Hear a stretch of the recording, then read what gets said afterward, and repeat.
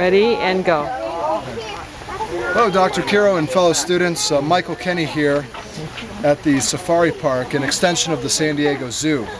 I chose this place because it ties into my views on the nature of curriculum. My definition of curriculum is all the experiences that occur in the educational process. I believe learning takes place via all kinds of experiences, like observations and encounters, like with these gorillas. My philosophy of curriculum is based on how students learn via experience, verified today with the help of Mind-Body Education, or MBE. MBE confirms through modern neuroscience the importance of the 3 R's in curriculum: rigor, relevance, and relationships. Relationships are particularly important to learning because MBE research shows us how emotions are critical to detecting logical thought patterns. Relationships are also a part of my definition of curriculum leadership, which is harnessing people's relationships to plan, implement, and assess curriculum that supports the mission of the school and advocates for learners and their success. A component of curriculum leadership is conducting a needs assessment to determine the nature and current state of a curriculum and find ways to make it better. It can be as simple as interviewing students or more complicated with statistical analysis and case studies. Determining how to change curricula requires having the right blend of people so that internal and external publics have a voice in the process. Since people generally support what they help create, teachers should have a primary role in curricula design, but other stakeholders such as parents, teachers, school administrators, the school's community, and students should play roles as well. The best way to operationalize change and reform curricula is through continuous curriculum management, a cycle that includes supervising the design, implementation, and evaluation of curriculum throughout the school year. As we watch these gorillas, I'd like to identify one specific element of curriculum and characterize its current trend.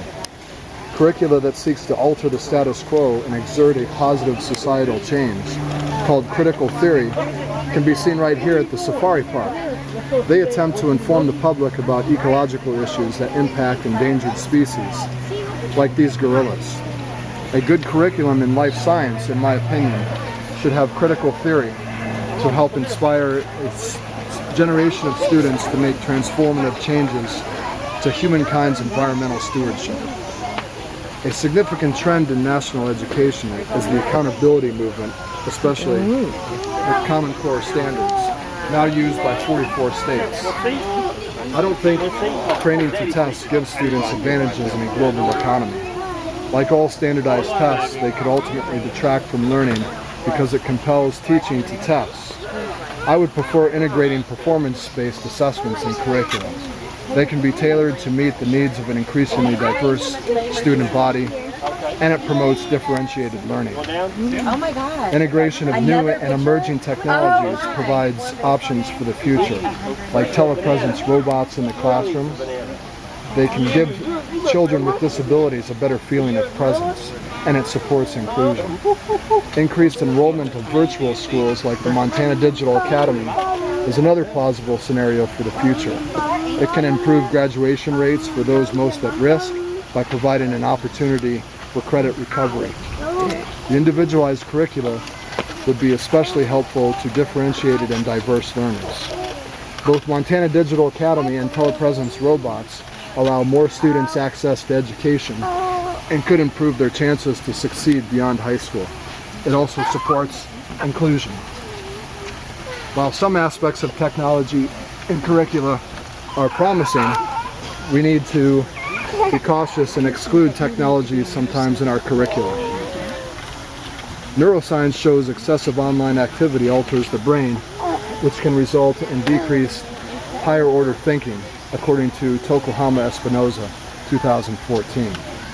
This is a problem since digital learners today crave immediate access to online networks, even though neuroscience shows how this compromises the brain, according to Chapman, 2013. Appropriate differentiated instruction based on MBE research should include curricula that does not entirely rely on technology, such as tasks that require students to articulate their observations and make their own interpretations, like with these gorillas. That leads me to my final point. Our curricula can make classrooms better by sometimes getting out of the classrooms.